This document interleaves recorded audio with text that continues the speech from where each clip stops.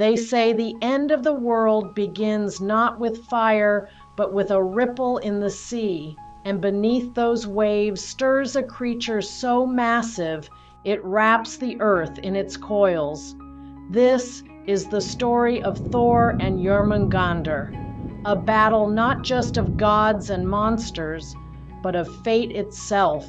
Welcome, seekers of myth and mystery.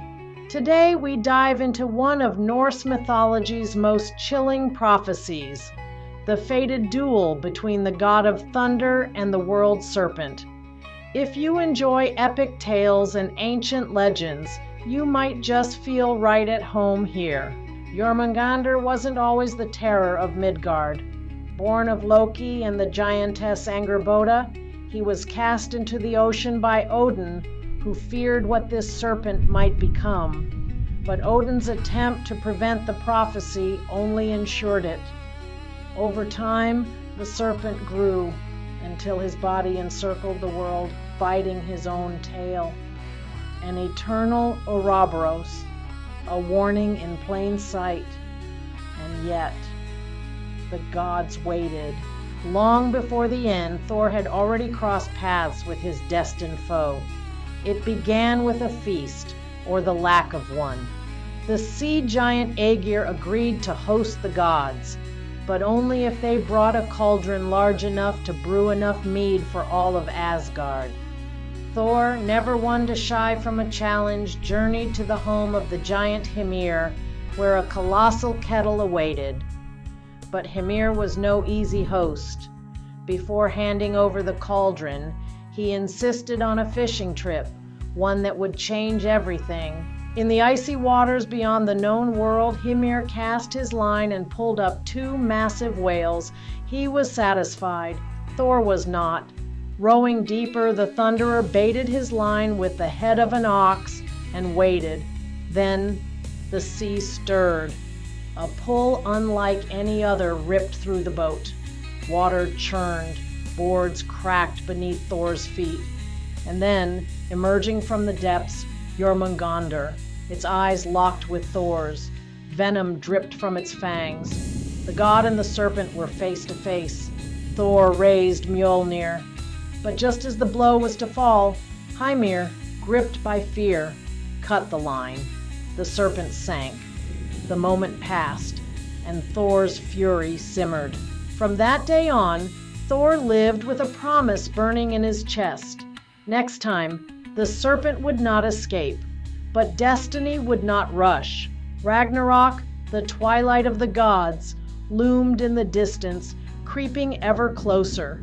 When it came, the signs were undeniable. Fenrir broke his chains. Hel marched from the land of the dead. And from the sea, Jörmungandr rose once more, his tail released, his hunger unbound. The skies darkened, storms roared, and across the battlefield, Thor saw him. No longer just a monster, but a force of nature, chaos in the flesh. Mjolnir crackled in Thor's grip as he charged, thunder booming with every step. The serpent lunged, spraying venom and shadow. Their clash shook the 9 realms. The ground split, the heavens trembled. Thor fought with the fury of a god betrayed. Blow after blow, lightning against poison, courage against doom. And then he struck the final blow. Jörmungandr writhed, then fell, but victory was bitter. For as the serpent died, it unleashed a cloud of venom so potent, even Thor, mighty Thor, could only take 9 steps before collapsing. 2 enemies, 2 fates fulfilled. They fell, but their story didn't end. In Norse belief, destruction is never final.